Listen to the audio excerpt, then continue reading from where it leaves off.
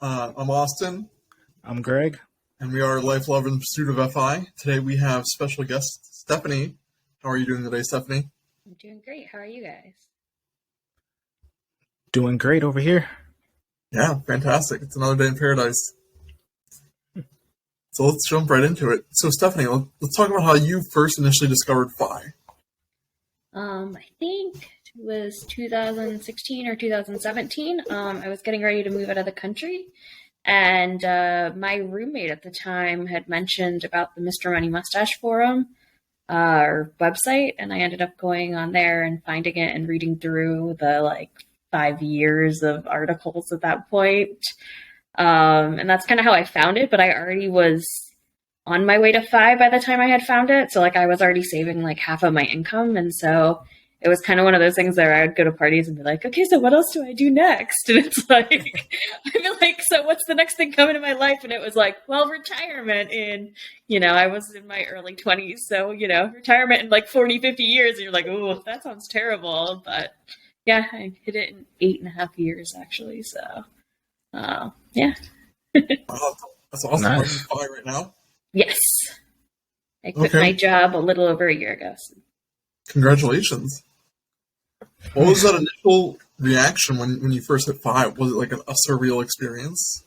It was a really strange feeling because even though I hated my job and knew I wanted to leave, I still was crying on the way out the door where I was because it was such a stress relief, but also a really strange stressor because I didn't know what was coming. And I was living in Reno, and my family's from Florida. So I was still moving out of my apartment in Reno and moving all my stuff back to Florida, but trying to go nomadic as well. So not really sure what the year was going to look like. And now being a year out, it definitely feels very different than what I had totally planned, but in a good way too. That initial shock was there, but afterwards it kind of fell into place and feels a lot more comfortable and natural now. Nice. So I know you mentioned that you were already kind of FI before learning about FI. So what taught you, who taught you about money so that you were already on that journey before officially finding out about it? I've had a bunch of different people. So one thing I think that helped me a lot is the fact that I'm the youngest of 4 children, and my 3 older sisters also went to school, and I watched all the things that they did wrong, or did unoptimally, and I ended up finding ways to do them better. But that's not that they did them wrong, but they just didn't have as much. So going to college, how to get student loans, all of that stuff, it was easier for me. So apparently when I was 17, I had the wise advice to my parents where I was like, well, I'm going to stay in state, but I'm going to study abroad if I go to college. And so I did that so that I didn't end up with a ton of student loan debt, where I had watched some of my sisters get more in student loan debt. And then I had one advisor who was like, well, if you take a loan, if you're going to need it, then put it in a CD and earn the interest off of the CD. So freshman year of college, I did that for a semester. And then I got internships in college.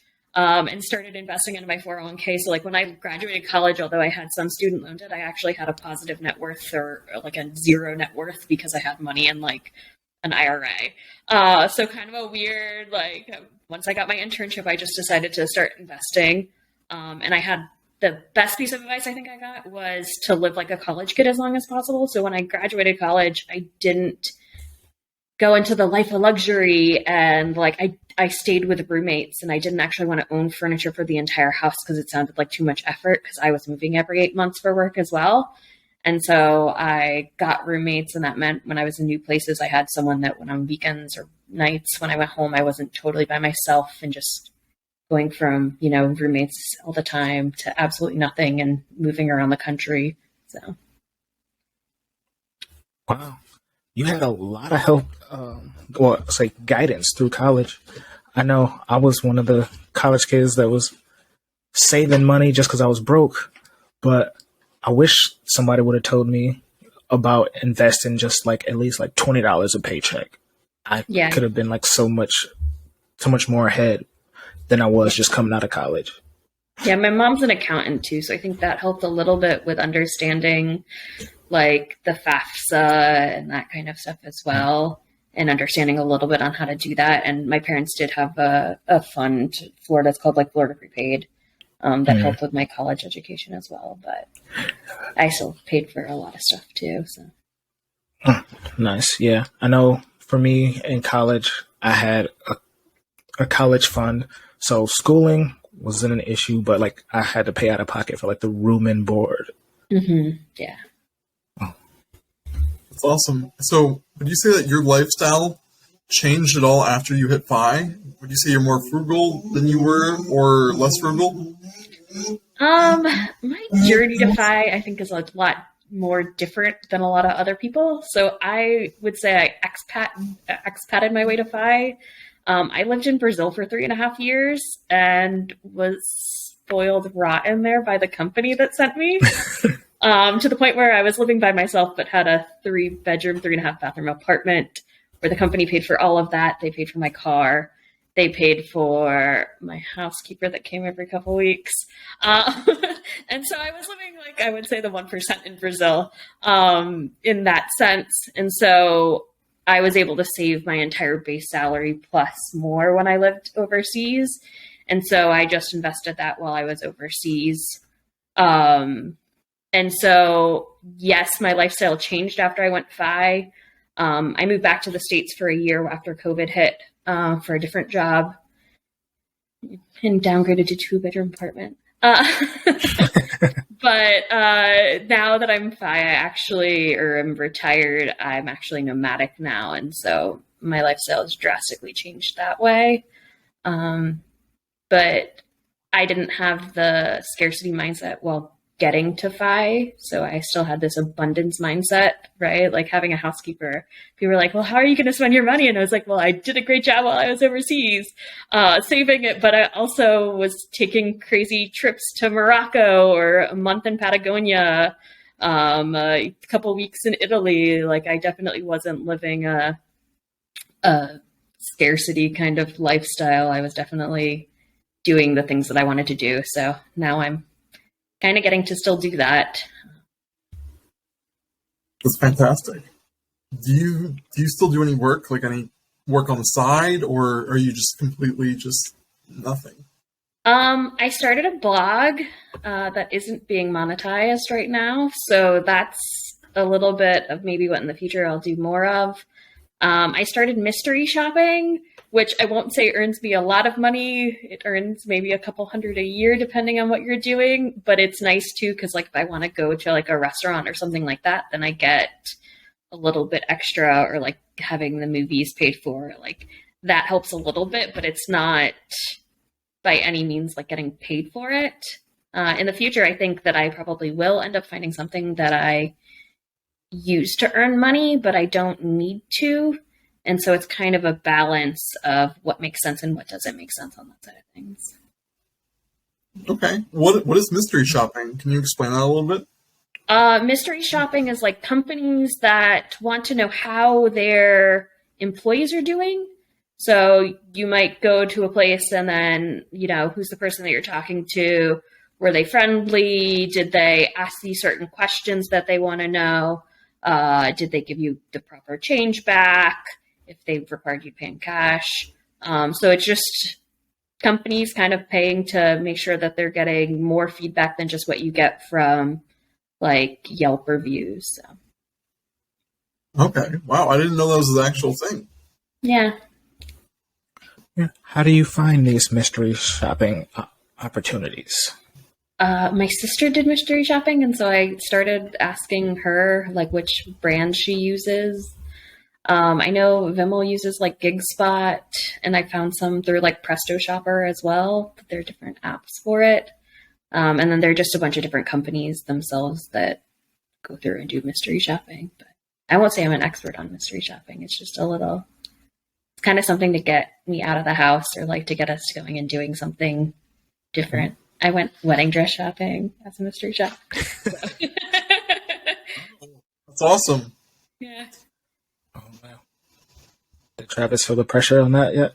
We had to talk beforehand to make sure it's going to be okay. So, do you have any habits or hobbies? This is a better word. Any hobbies that aren't FI? Traveling. Okay. I'm going find- to India in December for 2 weeks, and then I think Travis and I are going to do 2.5 weeks or 2.5 months in Southeast Asia. So not very FI. Are you travel hacking, or are you just straight up just using your We'll see. savings? It's not as much travel hacking. I've never been super into travel hacking. I do use credit cards and I do find ways to try to use some of those points, but I'm not very good at travel hacking on that side of things. So yeah, I've always though just paid for personal travel on things that I want to do. But I find ways, like my degrees in industrial engineering, and so it's kind of optimization efficiencies. And so that's kind of how I like to travel as well, is like, okay, well, does this make sense for like value for money when I'm doing stuff, as opposed to like, so when I was in Patagonia, I was like, well, this is the only company that lets me walk with penguins. The other ones just show me penguins from the shore. Like, I'm going to go walk with penguins. It doesn't really matter how much that cost. But then like deciding on hotels, like, am I going to do hotels or hostels? And actually for like the holidays, I prefer hostels just because of the friendship, camaraderie, not alone kind of thing. Okay, that's awesome. Would you say that your college degree, did that kind of help you save any money with FI in terms of like being an engineer? To my limited knowledge of being an engineer, like building stuff in a way, did you do anything around the house or build anything to kind of help you with FI savings? The type of engineering I am isn't building really, right? So it's efficiencies. So, like in college, one of my internships was like cost savings, and like a lot of it was around cost savings and being like, well, I can save the company a minute doing this activity, but we do it 700 times a day, right? And so finding ways where you're like, yeah, it's something small, but like you multiply it by like this massive quantity of things, and you realize how like all of those inefficiencies like really add up to a lot. And so I won't say that it necessarily helped me in like building or saving money in that way, but like the latte factor that people have where it's like, well, $3 for that. But also at the same time, you also have to do it the other way. So I had some interns last summer or 2 summers ago. And one of them I was chatting with, and he was like, oh yeah, you had mentioned like living like a college kid as long as possible. So now I got roommates after college. And I'm like, yes, because like that saving money by having roommates is actually worth way more than lattes, right? Like, well, I'm not going to go to Starbucks for the entire month. Okay, but if you just would have, reduced your housing bill by having a roommate and you're spending half on your rent than you would if you were by yourself, like that's more important and impactful on your budget than like saving from coffee. And not that saving from coffee doesn't add up to it, but at the same time, like looking at your major bills is really the way to go on that. Yeah, it's a bigger expense. Absolutely. Mm-hmm.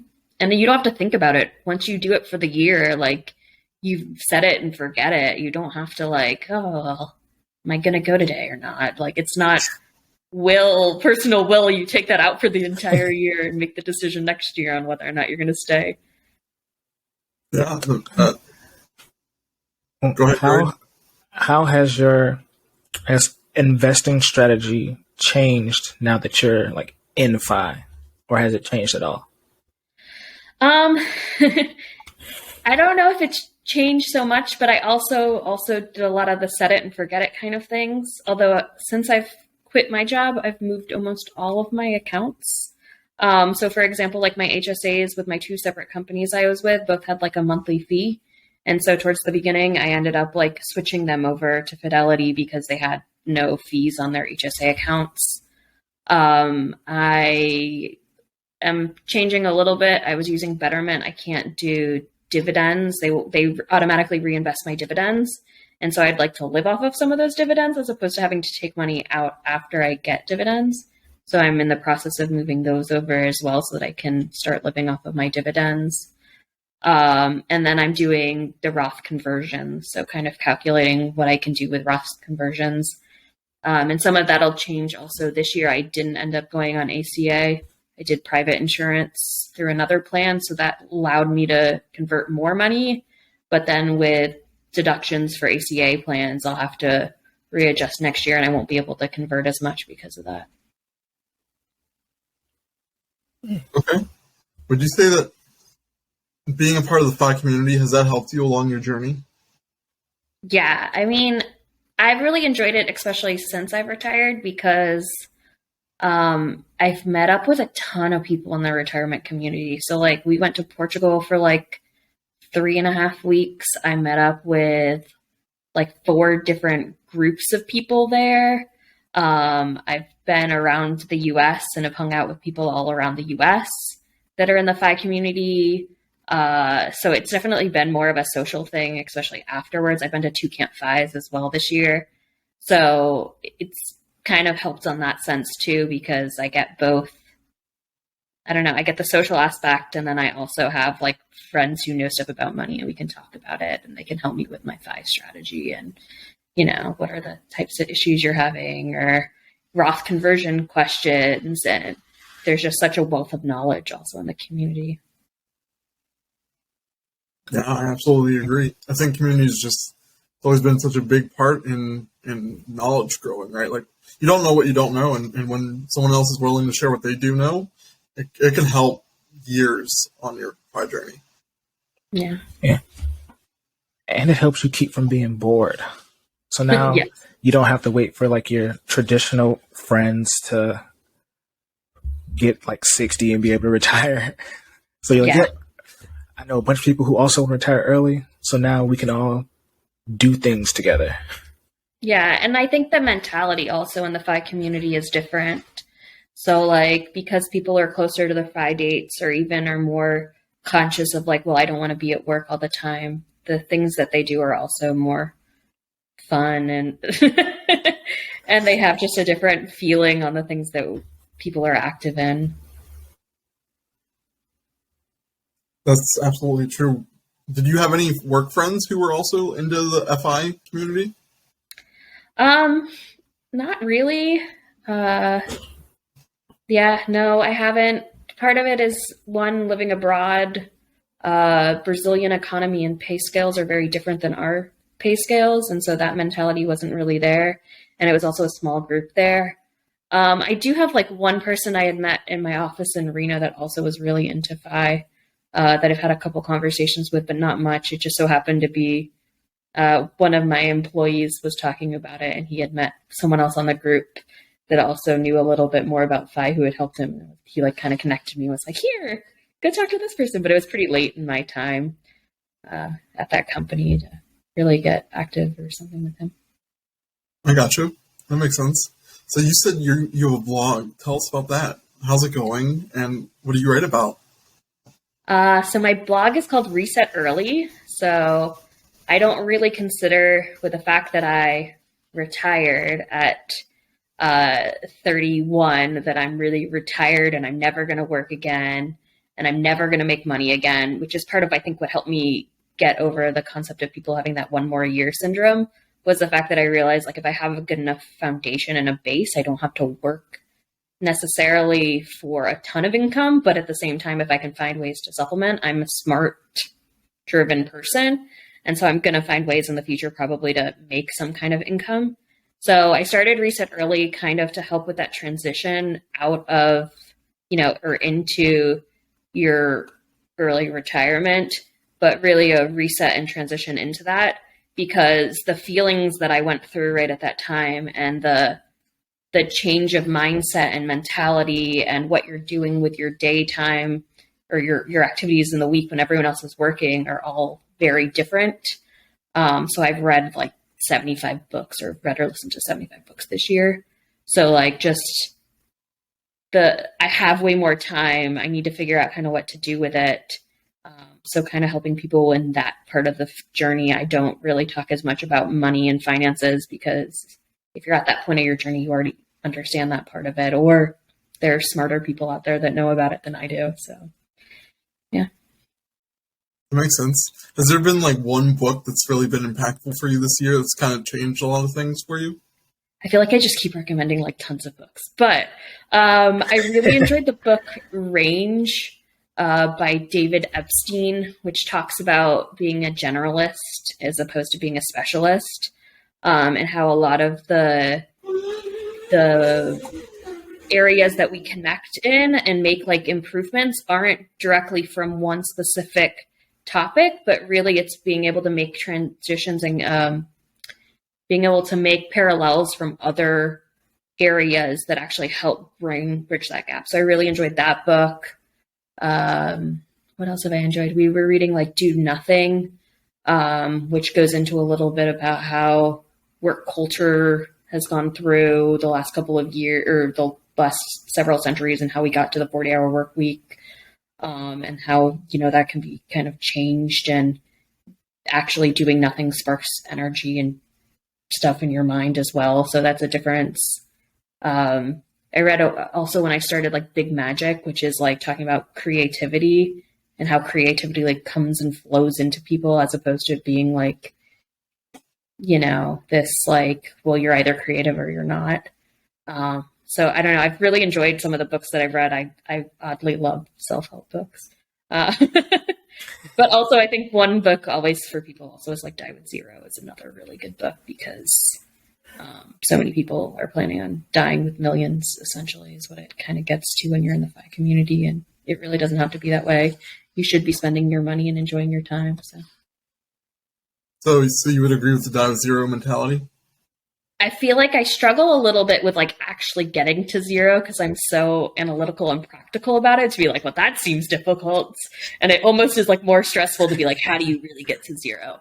But I do agree with the fact that like spending down your money is like more optimal, and like finding like energy and balancing it is kind of the way to go as well. So like doing experiences, like I studied abroad in college. I lived abroad for 3.5 years in Brazil, like, and still traveled and did a ton of things. Like, I think that's more important than just like money in the bank. And I did them at kind of the right phases of my life as well. So, yeah. That was actually a conversation I had with a friend recently. Is like we were talking about that zero because he is very heavy on it, and for me it's interesting because I get into the thought process of like, well, what if when you're older, right? They find ways to extend your life, and you need the money to do that, or what if you have like this big procedure when you're older that could extend your life by another 10 years, and it's like, what is that worth to you? And it's like, what if you're like that close to dying with zero that you can't afford it?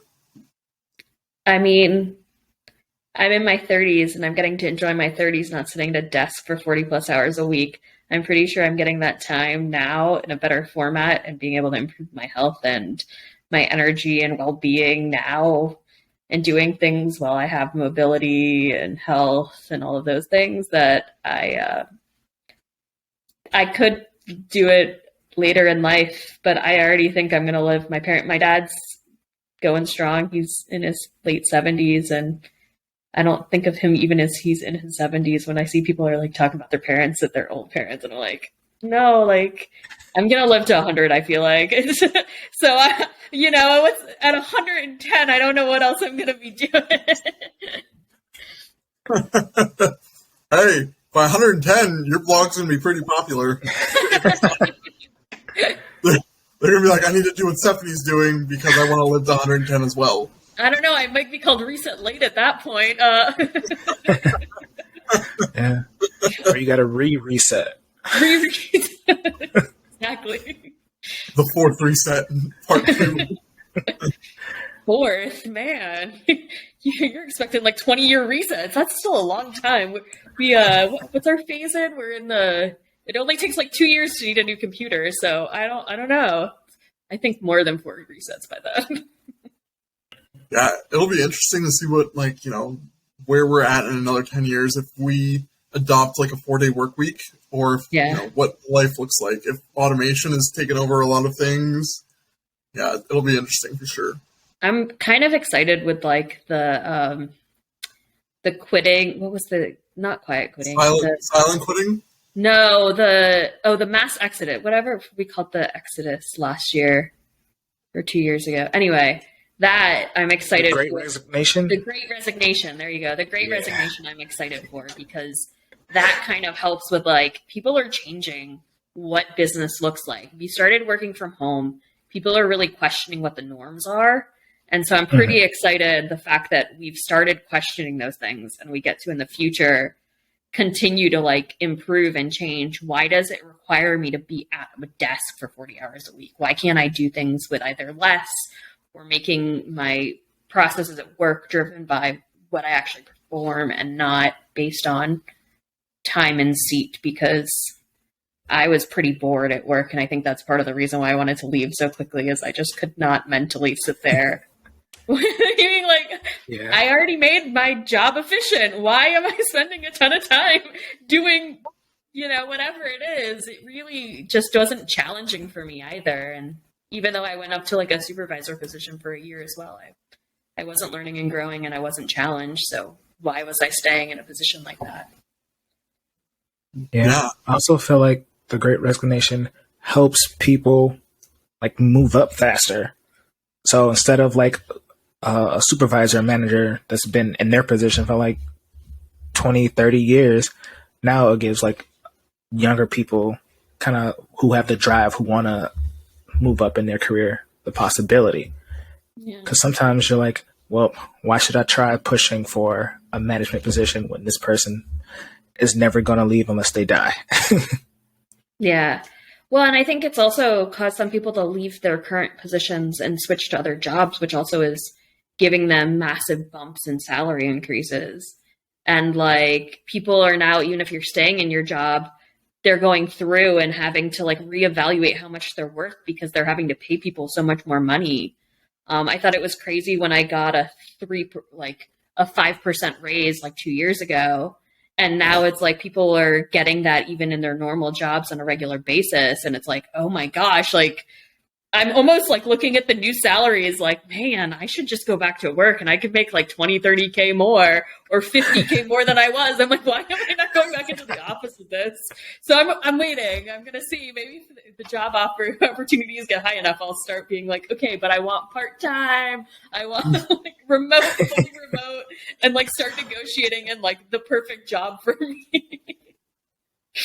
Yeah, I understand. And like, I actually just, so like at the beginning of this year, this year has just been a crazy year for me, but prior to this year, I've always been fully remote. And I actually was one of the ones who was fortunate enough to move to a new company with a higher salary. And I love my job, but it's in the office. So it's like a 3-day hybrid schedule. Yeah. But I wish it was still fully remote. However, it's nice because I've never been into an office before. Oh, wow. So I'm kind of like getting the experience of what it's like. Yeah, if my job was fully remote, they never would have moved me to a foreign country, so I have to be thankful a little bit for that. Yeah. That's fair. But if your job was fully remote, you still could have moved to another country. Yeah, but I wouldn't have been paid as much to move to another country. That's fair. My living expenses wouldn't have been paid for. Yeah. That's true. Fair enough. Life works out in a funny way for a certain reason, right? Like, we just don't see it right now, but it's crazy how everything works out. Yeah.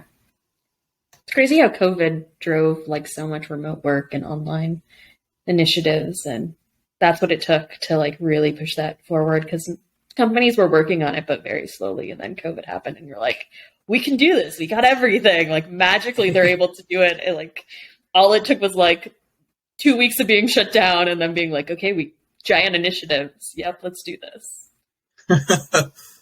It's interesting because I see a lot of return to the office and like a lot of these hybrid schedules going away, or like talk about it. And I really hope it doesn't, because I like a 3-2 work week of like 3 days in the office, 2 days at home. I think it's like a good balance of, for me at least, of being able to ask questions and also not having to ping everyone all the time. But I do miss being fully remote. Yeah, I can see that. I never was fully remote. And so even when I got my new job during COVID, I was in the office 5 days a week. And that was hard because I was wearing a face mask every hour I was there and stuff. But it definitely was different. So I don't even know what it would be like to be fully remote all the time. I did have the ability to work remote occasionally, like if I was sick or something like that. I don't want to miss that productivity. But yeah, so most of the time though, I still was in the office. Okay. For this year, for 2022, do you have any big goals that you're trying to hit? Not planning goals. No. I have a couple of trips coming up that are big trips that I'm attempting to plan. So I went like Indian dress shopping for a wedding I'm going to in India in December. And have some trips planned that way. But actual goals, not really. Enjoying life. Not being too stressed. Yeah. That's awesome. Yeah, once you're fine, you don't need to set goals anymore. Just take everything one day at a time. Well, there is a little bit of like what goals or what things do you want to accomplish, but we're traveling so much that I'm still accomplishing like the travel goals and the nomadic side of things. It's easier to be healthy because we go for hikes on a frequent basis. So like, not that you have to go work out, right? It's that you then can go hiking and you get a kind of a balance of exercise and stuff. So I think that there are more than just financial goals anyway. I think that there's kind of every aspect of your life. So you can do social ones, you can do goals for financial, you can do career driven ones, family ones. So it's nice to have different goals, but yeah, I mean, losing weight, but I think that's most people's goals as well. So I'm not sure I'm focused enough on it. If you could give one piece of advice for someone who doesn't know what FI is or is just now getting started in FI, what would your piece of advice be to help them?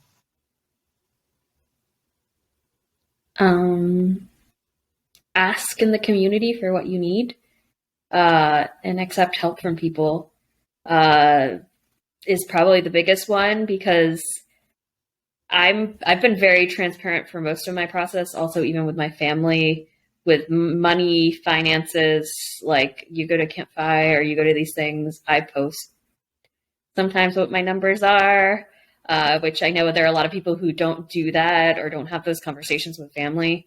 And I totally respect that as well. But there are so many good people in the community that have so much knowledge about the situations you're going into, that they can be a wealth of knowledge. And if you ask for that help, or wherever you are in your situation, like, just reach out. People want to help. Okay. Yeah, that's fantastic advice. Greg, do you have any questions? I guess, how do you keep, calm with the recent market downturn, as you're living off of your investments currently? So I haven't actually started taking money out of my investments. I've been living off of my savings, which is kind of sad to see it just continue to go down and down.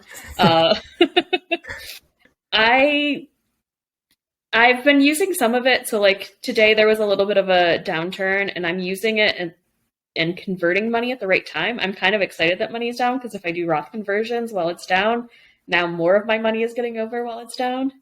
So that's kind of really nice to have, like, the balance of, when it's down, I want to do different things than when it's up. And so I haven't started taking a ton of money out of the market, although I will. And the dividends will definitely be one way to start taking money out, but I also have to end up taking out more money as well. But I'll be happy when dividends start coming out. Then at least my bank account will go down all the time. Yeah, it's definitely terrifying to watch it just more go down and down. That's awesome. Well, yeah, hopefully it doesn't keep going down. You know, we don't want to see the market just continually fall, unless you want to buy it on sale. You know. Yeah, or it can, and then I can put my entire emergency fund into it, and then just let it ride the wave back up. Yeah. Yeah. No, I mean, I don't. The expectation when you do retire also is that the market goes up and down. I don't think there's really a reason to be super scared of it. I know if I was more comfortable where it was at, I would probably take out like 2 years of savings and then live off of that and help balance it out where I can take out money only when it's more up than it is, relative to everything else. But yeah, I mean, it's been good for Roth conversion. So I've been looking at that throughout the year. Like, how much do I move over and at what points? And I feel like I'm market timing and I'm not trying to, but it's really hard not to. I'm just changing my strategy where it is. It's up, let's take out money. It's down, let's convert. That's a good strategy. Well, yeah. Greg, do you have any other questions? Nope. I am all out of questions. Thank you for joining us, Stephanie. Thank you. Thank you. Thank you for your time. We appreciate it, especially now that you're resetting your life. My entire life, you know. Yeah. I've done this a couple times, I feel like. Okay. Well, this has been another episode of Life, Love, and the Pursuit of FI with your hosts, Austin Colt. And Greg Gaskin. And special guest, Stephanie. We appreciate it coming on. Thanks, guys.